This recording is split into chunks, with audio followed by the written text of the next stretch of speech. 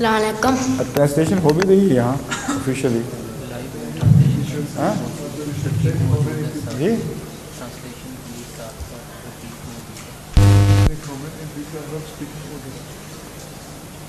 No, what I was given to understand that perhaps Hamid, what's your name? Naveed Hamid. I understood from this that you are going to translate the question answer session, but you are sitting here without doing anything. Actually, I was going to translate the Urdu translation of Quran and not the session. No, but it is written here, Sawalo Jawab Urdu Tajma Naveed Hamid.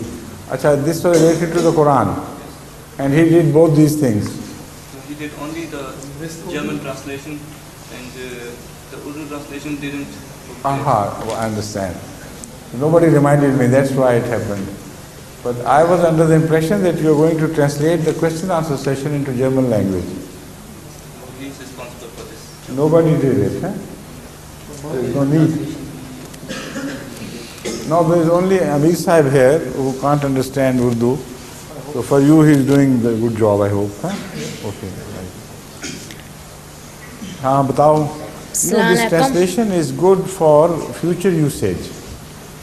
Although there are no Germans here, but they could, if you could supply them with the videos of this session, the students themselves participate in it, they could invite their German friends and tell them to participate in this. So that is why the idea of translation is useful, even if there is no one present, because in video this can be utilized later on.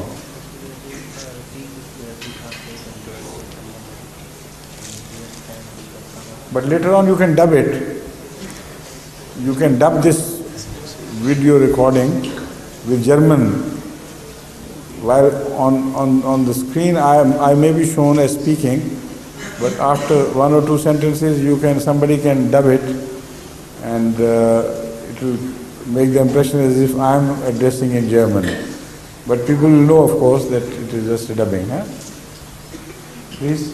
السلام علیکم.